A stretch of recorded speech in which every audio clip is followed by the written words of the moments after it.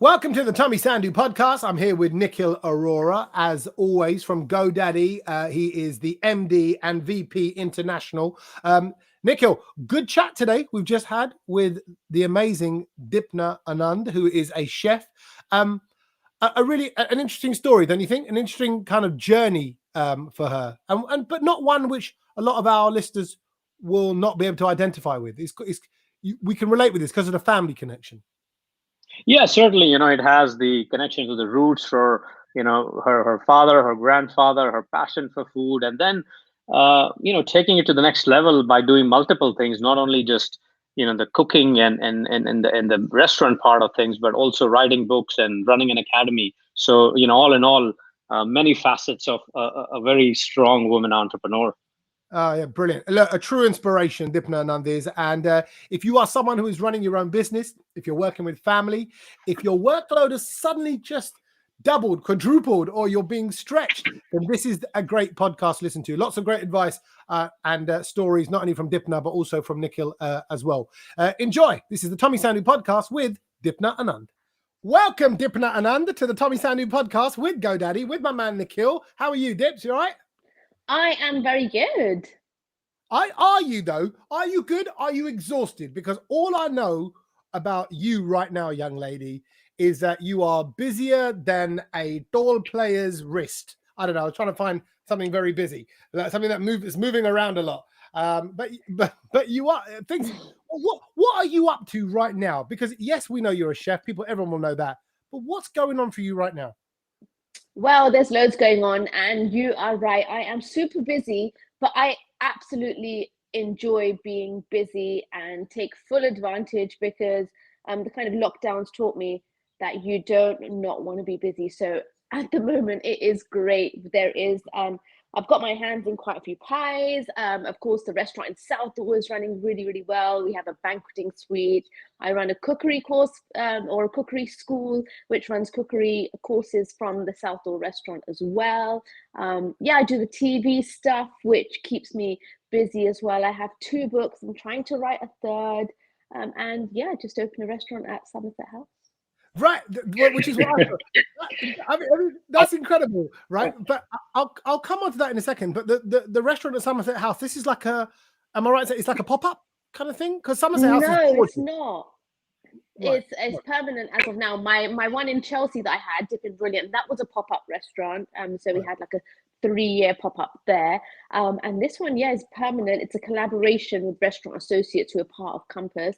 And they just approached me during the second lockdown and said, Dipna, how would you feel about doing a restaurant at Somerset House? And I said, wow, there's some light at the end of the tunnel. I would love to do that. And 8 months later, I walked into Somerset House and I was like, wow, this is my new restaurant. So it was amazing. And I think even now it's very surreal. It's very I can't take it in. I'm not believing it.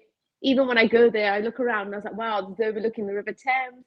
This is, my own place. If anybody who hasn't seen Somerset House, just do a quick Google of Somerset House, right now, and you'll see that, like Dipna said, smack bang central London, overlooking the river. It's a gorgeous building, gorgeous setting. They have ice skating there. They do movies there. Like, it is not only a central London place, but it's a blooming cool place. And that's why I just assumed it's going to be a pop-up. Like, there's no way. It must be so hard to get in there. The fact that they came to you, the fact that you're in there, that is incredible. Sorry, Nikhil, I know I cut you off. No, I was about to just, the amount of stories Dipna you shared, there were like 10 entrepreneurial journeys. I know, Tommy, we're going to later, but from an academy to a book to a restaurant to, it's just amazing to hear, you're doing like so much parallel entrepreneurial journeys there. But because of all those extra things you've now got on, genuine question, I'm going to go straight in with this because if I'm honest, Dipna, we can pick this man's brains for some advice and help, and I do as well. Are you nervous about it? Because all of a sudden, this is a new level of workload. Do you see what I mean? Yeah. And you don't want to drop a bunda, you don't want to drop a plate. This is it. Spoon, a fork, or anything else. Drop a bunda.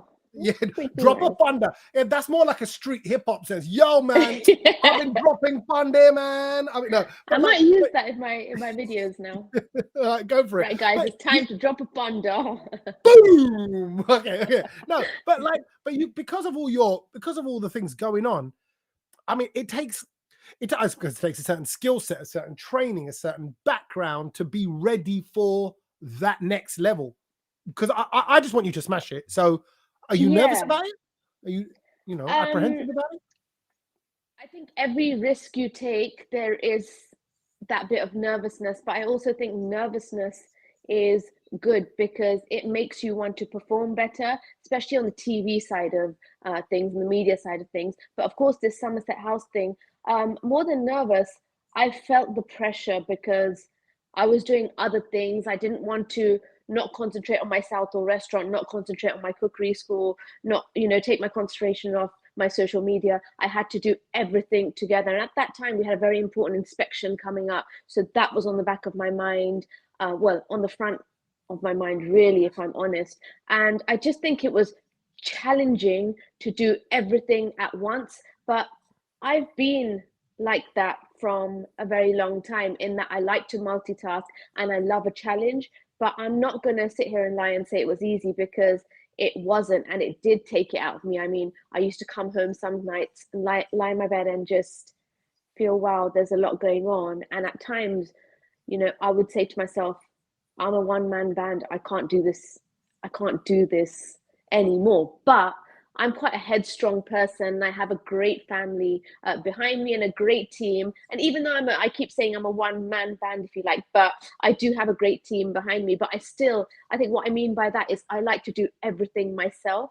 So my brother will say, we need to get you a PA, they can handle all your admin, but I am my PA. And I think if that was taken away, I don't know if I would perform as I am performing, but it was a challenge. And my role at Somerset House is obviously the biggest role is the menu, and the food has to be on point, because of course customers that are coming are not just going to be new customers, but they're going to be customers that know about the standard and quality of our food.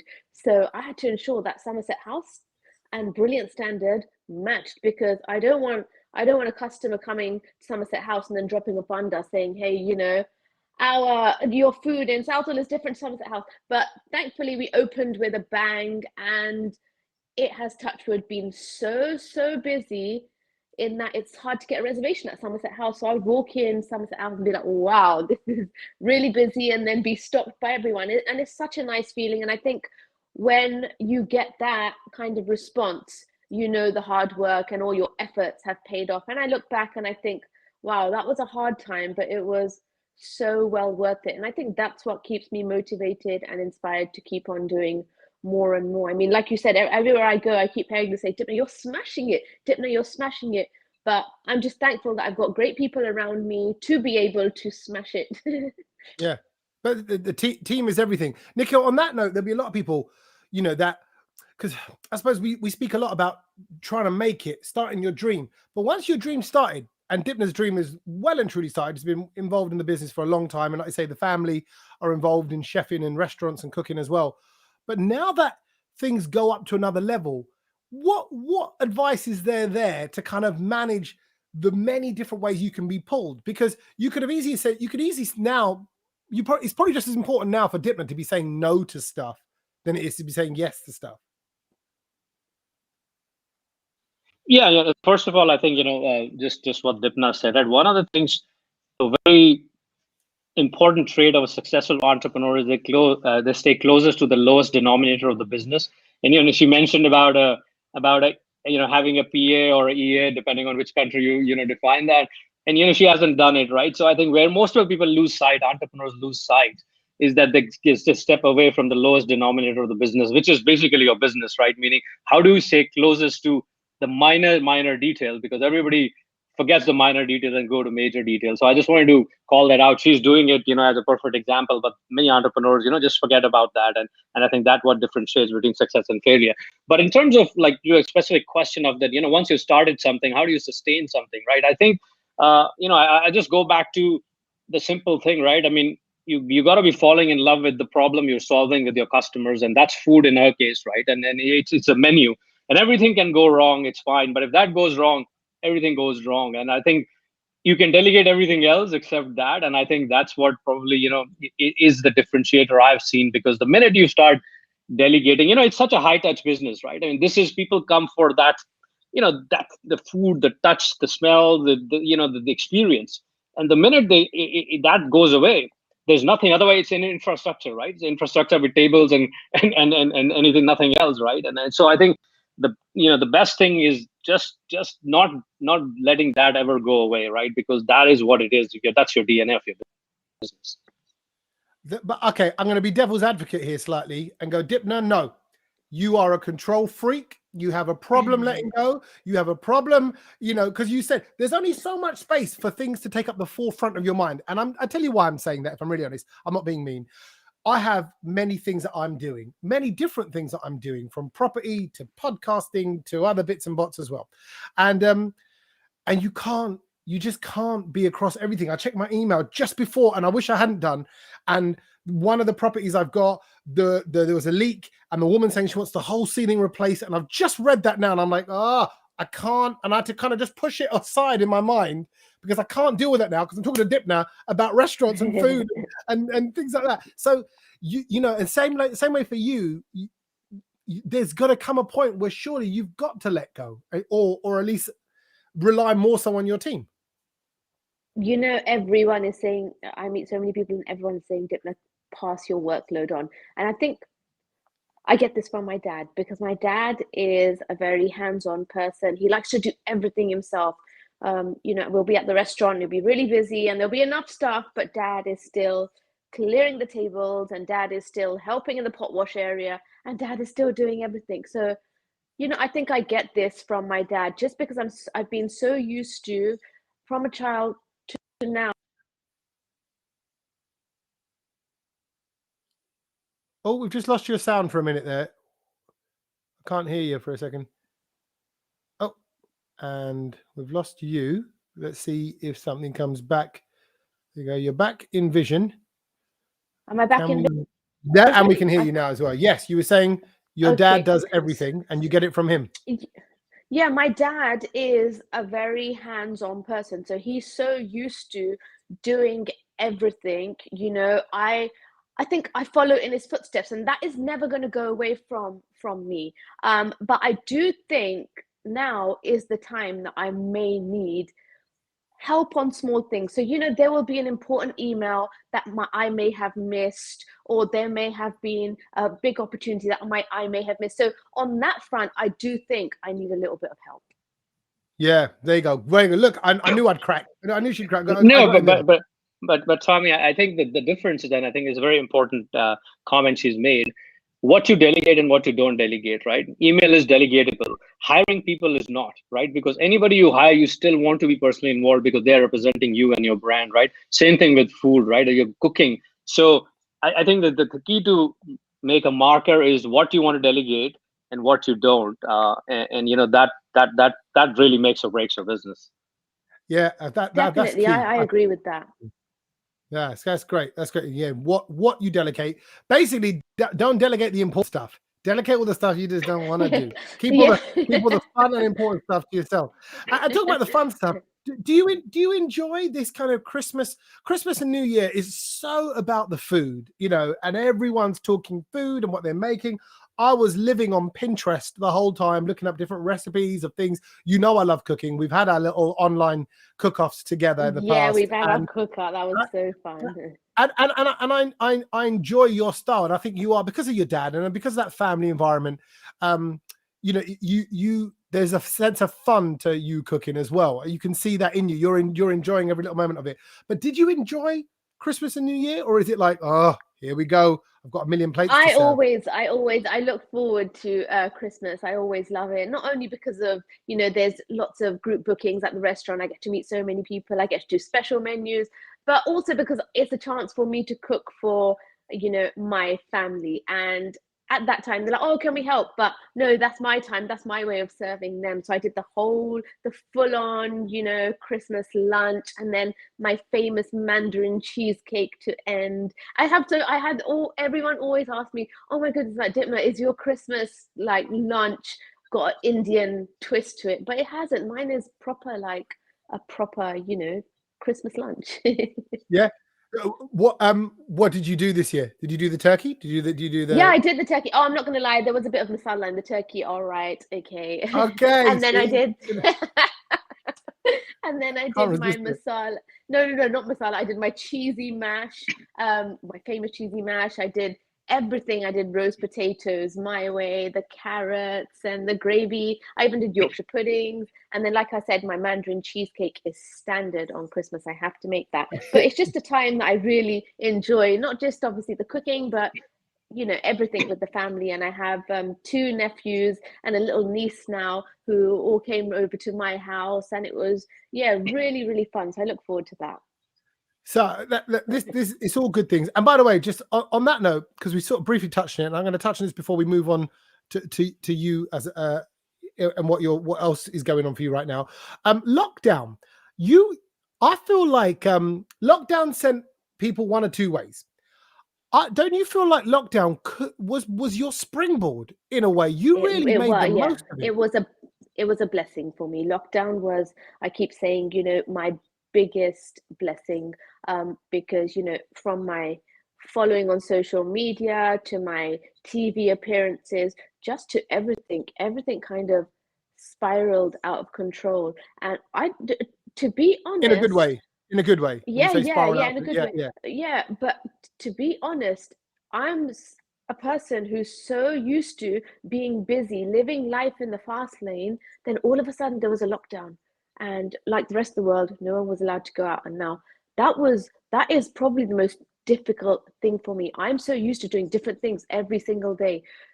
If I didn't have my videos that I was doing and my social media, honestly, I don't know what I would have done during lockdown. It would have been a really tough time. But lockdown for me flew, and everyone I meet now always says to me, Dipna, you kept us going in lockdown. Like, our home menu depended on what you were cooking that day. Thank you so much. But in the same way, I thank them, because if it wasn't for them, then I wouldn't have been as busy and as successful that I was during lockdown.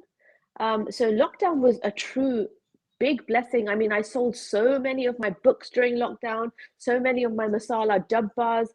It was a crazy time, but I'm just so thankful.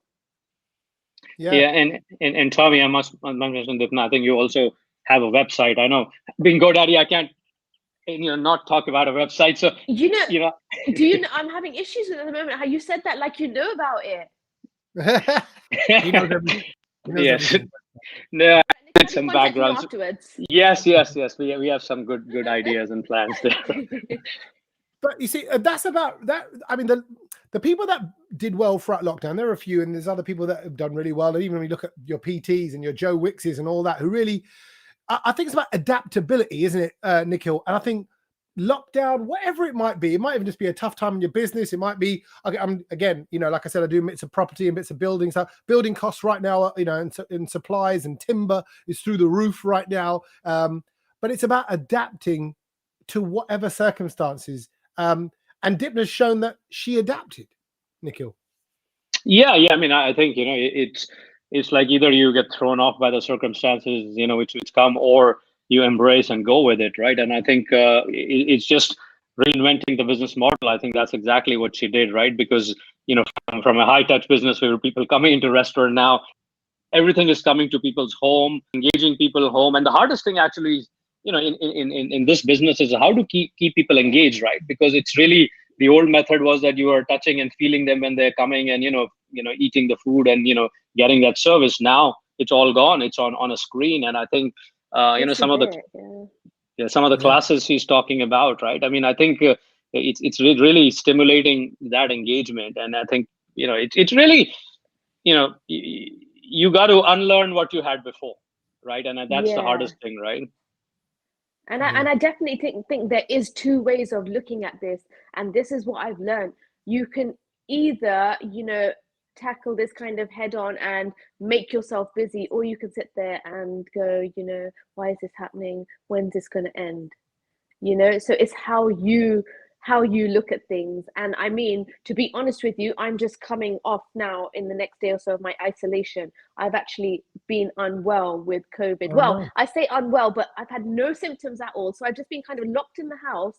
And at the start of this, I was like, right, guys, I've got so much work. What am I going to do? But there's two ways of looking at this.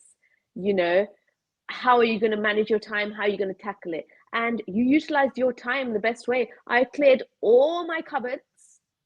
Yeah. I cooked so many dishes, and I used it to my full advantage. And like Nikhil said, you know, online is the best, because during the lockdown, I did so many cook-ups. Tommy will tell you, he made some amazing food with me. And, you know, that's the way I kept busy, doing my own recipes, doing recipes with others, interacting with the world around you through social media. And lockdown just flew by. Yeah. And Tommy, one thing, if I may add, you know, one other thing, Dipna, just, you know, when I read about you, it's very important that you're telling your story of your roots, right? You know, because as an entrepreneur, where do you come from? You talk about your grandfather, you talk about your father, you know where they come from. And by the way, my family is also from Gujranwala, back in grandfather's time, right? Oh, really? So you know, so that the story of staying true to who you are and what you do, when people read about you, right? When people see that really builds a big connectivity, because a lot of time, you know, sometimes entrepreneurs just try to, if I may use the word, fake something which is not theirs. Yeah, and sooner or 100%. later. Yeah, but no, right. this is the thing. I get a lot of, you know, publicity as a female chef in the industry because of my story. You know, the first brilliant restaurant, nightclub, hotel was started in Kenya, Nairobi, by my grandfather. The recipes have been passed now down from generation, from my grandfather to my father, now to me. And those recipes you can still find in both my restaurants now. You know, and I think that, of course, people are attracted by that story, and staying true to your roots is such an important thing, especially for me. I like I said, I meet so many people and said, Dipna, you are smashing it. You're doing amazing. But there's one thing that I never forget. You know, this was all started by my grandfather and my father. For me to be in this situation, I had a really good start, you know, and I never forget that. Whoever I meet, I always say, my dad is the backbone of our business, and I am just following in his footsteps, you know. And I think as a person, if you stay true to that. Let me chip in though, sorry if I can, and say, not only you following their footsteps, you are staying true to the roots, and I know you got nothing but respect and love for your history and roots, but I think you've taken it up a notch as well, Dips. You know, like, I think and you know, like with your, maybe it's a sign of the times or whatever, you know, and social media and all those kind of things that maybe you know your parents and grandparents didn't have, but you know, your Saturday kitchens or whatever they are, the programs on the weekend that you pop up on, I see, I'm like, oh my god, I see, you know, I'm flicking through and I see you. It makes me so proud. Because I know you, but also because I'm like, yes. But how much do you feel you are a woman in this industry? You are an Indian woman in this industry. Is that there in your mind? Do you feel that, or are you like, no, I'm just Dipna? I think I feel both sides. I like to be Dipna, but I like to be, you know, this Indian female chef, driving kind of force and setting an example for everyone to follow. So it's a really nice feeling. And you know, you're right, I have brought different dimensions into the business.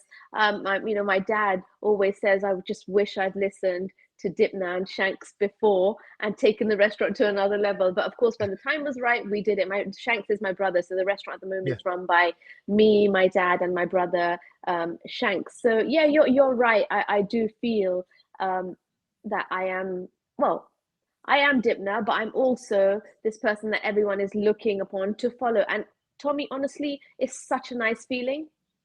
Yeah. To know, like I said, I'm going to just say, to be a woman in this business is unique and must come with its own set of challenges that I will be unaware of as a man. I'm sure it does. And it's funny, you know, not funny, almost ironic, the fact that cooking is dominated by men, because you'd almost assume that it wouldn't be, but it really is. And the business side of it really is, and the successful business side of it really is. You might get the samosa auntie who makes samosa out the back of a shed in the garden, you know, you get her. But a Somerset House restaurant and the other restaurant, and the other business, and the TV appearances and all that, it's male dominated.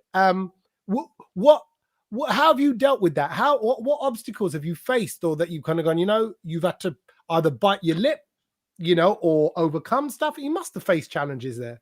Yeah, I get lots of media contact me about this topic, about the industry being male dominated, and somewhat now it is kind of changing, and it's nice to see that change. I keep saying the industry is male dominated, but the home is still female dominated. How unfair is that? But you know, I go to so many pop-ups, meaning I go to big businesses in and around London, big banks, and I walk into a kitchen, I don't know what to expect, but it's changed. So now when you do walk into a kitchen, you're like to see, you know, out of all these males, there are 2 females, you know, so that makes me really happy. And I always say to my dad, listen, what do you need me to do in the kitchen? Shall I go lift the bag of aloo? You know, he's like, no, let them do it. I was like, no, I'm strong. I can do it too. So, you know, I just think it's about the way you see something. So whenever I meet a chef, be it male, be it female, if they are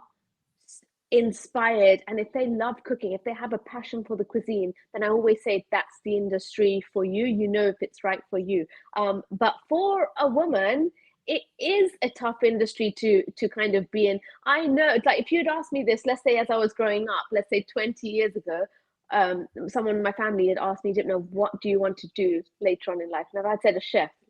I know some people have been like, why a chef when you can be an accountant and a lawyer? Because the profession itself wasn't given much importance. But nowadays, like especially me, when I tell people, oh, I'm a chef, they're like, what? You're a chef? Wow, that's really good. It's very intriguing. You see female chefs on the TV now. So I still think there is that gap and there is that differentiation, but I do think it's changing. And yes, there is still a challenge.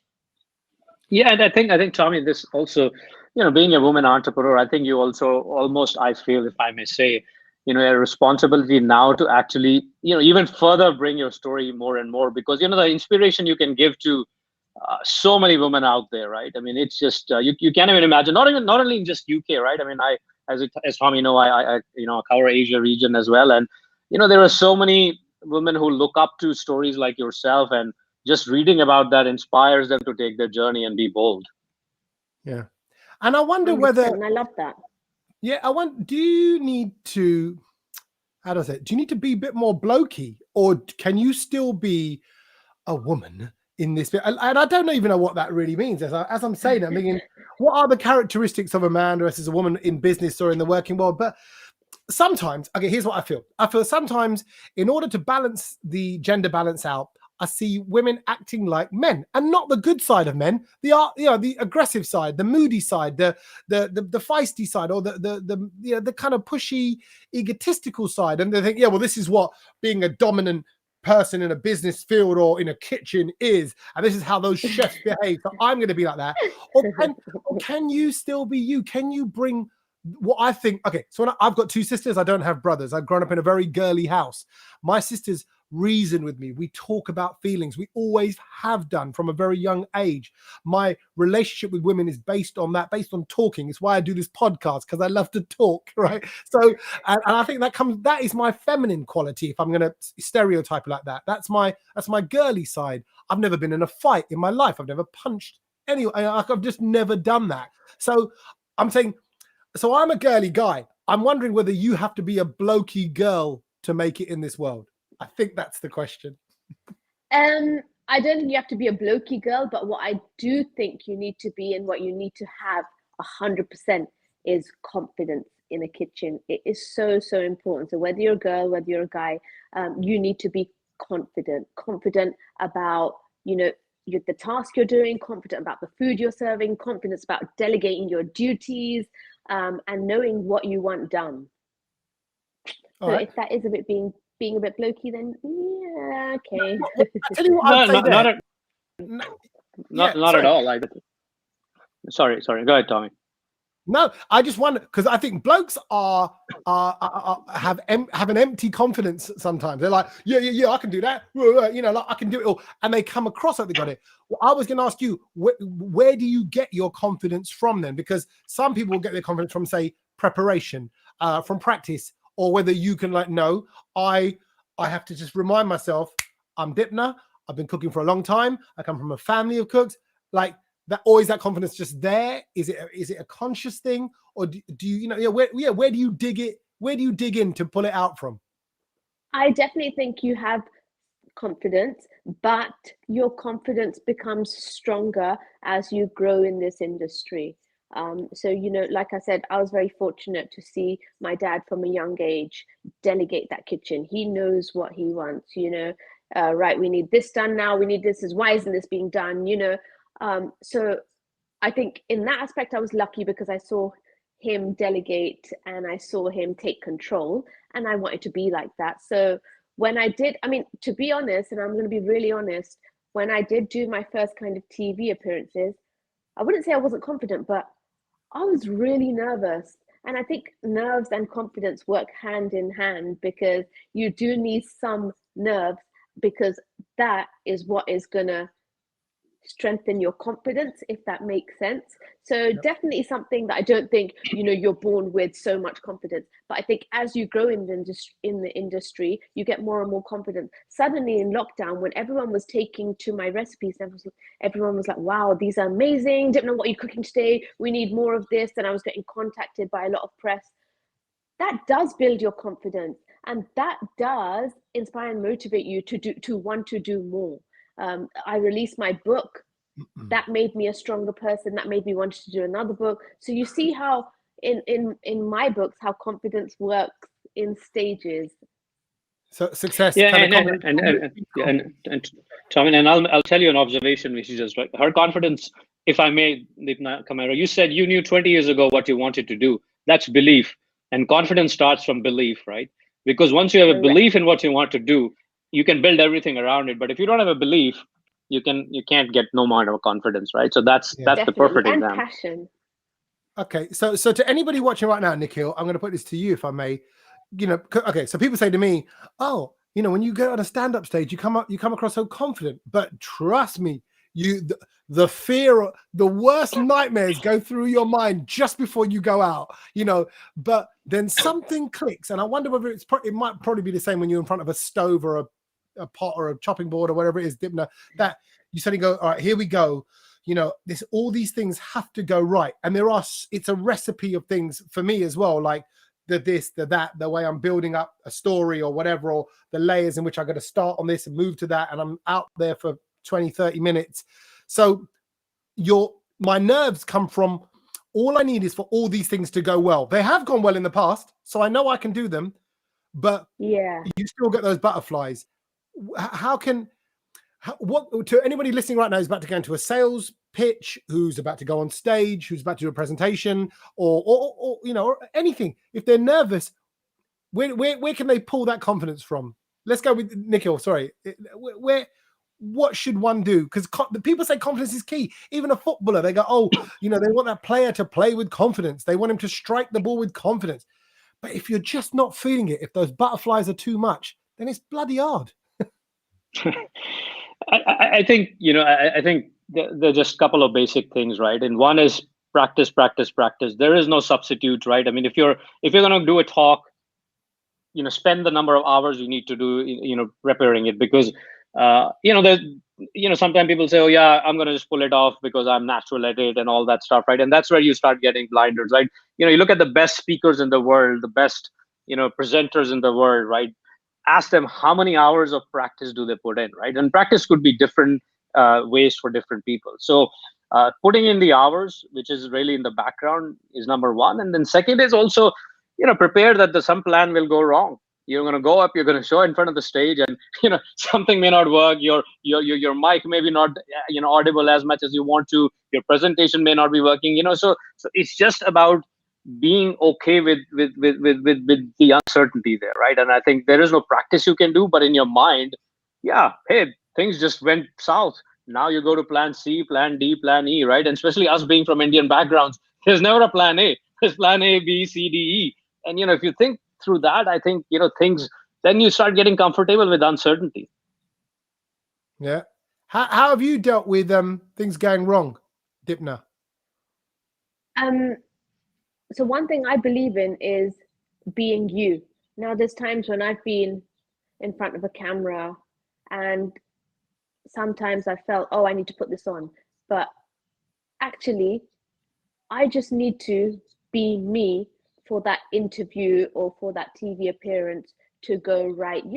It's okay for something to go wrong. It's okay for you to suddenly, slip up in your speech and then just correct it. That's because it's you. So yes, I think confidence is important and it doesn't come easy. You have to keep practicing, like Nikhil said, but it is, in my books, all about just being you and giving it your best shot. And even one thing that really helps me, because this is fact, if you have those butterflies and those nerves, actually they make you perform better. And I've been live before on TV and I've thought, oh my goodness, like that wasn't as good as it could have been.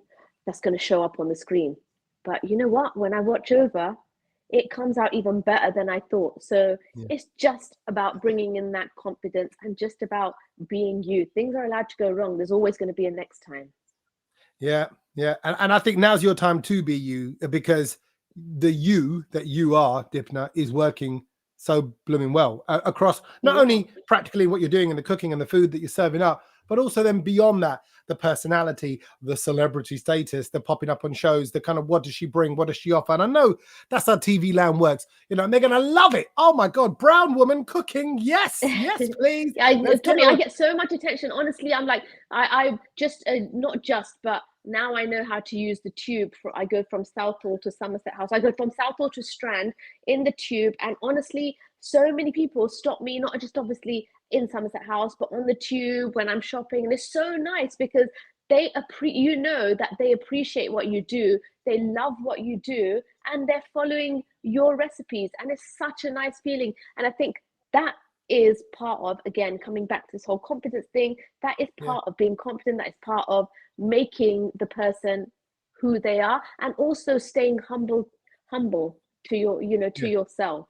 That's one thing that I truly believe. You have to have your feet firmly on the ground. And it's like you're being recognized for your craft. So people are stopping you to kind of go, I'm saying sometimes people come up to me and they'll go, oh, we saw that video, we heard this, and that was funny. We saw you at a show. It's funny. It's lovely to get that. I mean, it's better that than to be known. For me, I wouldn't want to be known as someone from The Only Way is Essex. You wouldn't want to be known as someone from The Only Way is Southall. Oh, I've seen you on that show.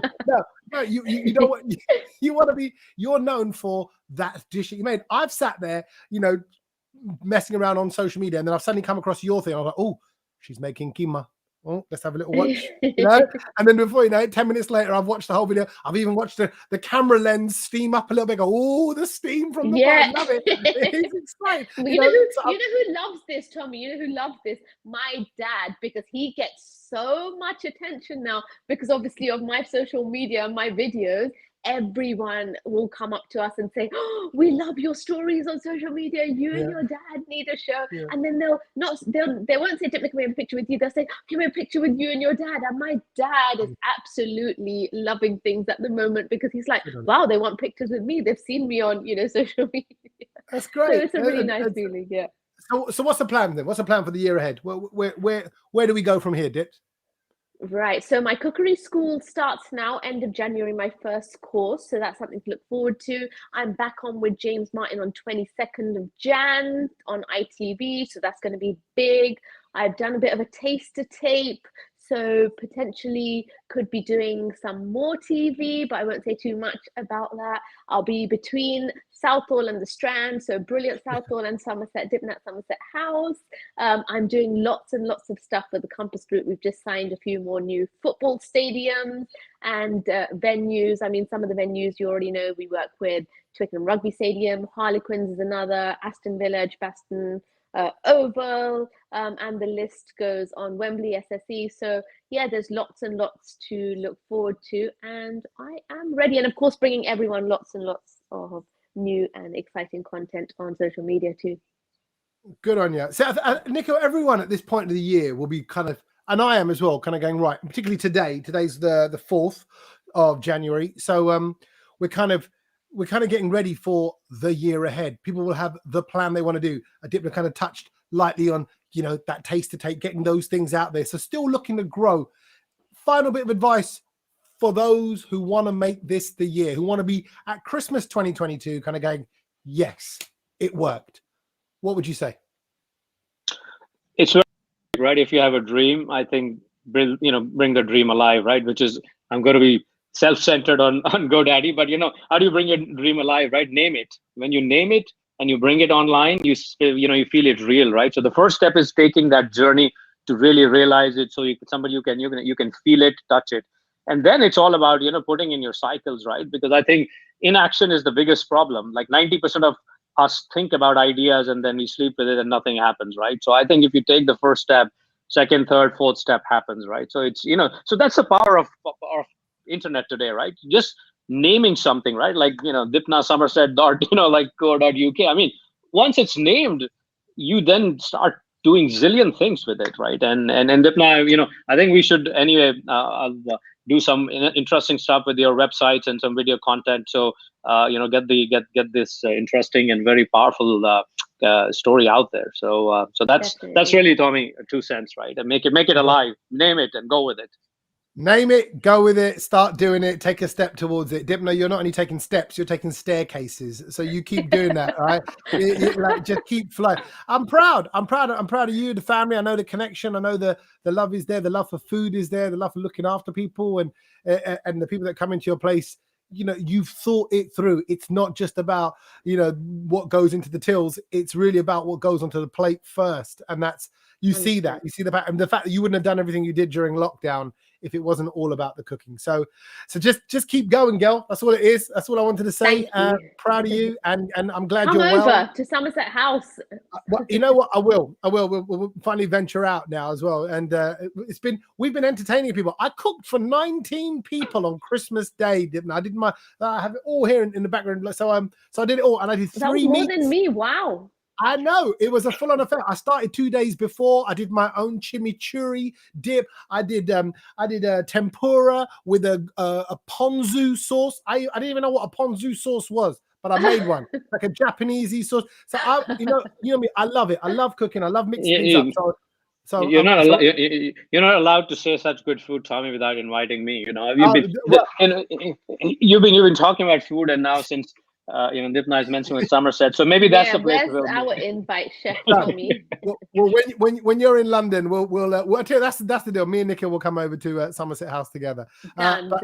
Until then, rest up, take it easy, and good luck with all the new stuff. Thank you so much. You're gonna kill it. Cheers, Dipna. Thank you, Nikhil. Take care. Thank you. All right, thanks. Wait! Before you go, I need to ask you to make sure you have hit the subscribe button and you are listening to these podcasts regularly. So if they're on YouTube, if you're watching this now, lucky you get to see my face as well as hear the voice. Please do hit the bell button and hit the subscribe thing and get involved with the whole channel so you can stay up to date with what's going on. It really does make a difference for us. We then know where our subscribers are, the kind of episodes you're listening to, and then I can give you more of that kind of stuff, more of the good stuff. You want more good stuff? Hit subscribe to this podcast right now and follow us on social media. We're on Instagram, we're on Facebook, we're on Twitter.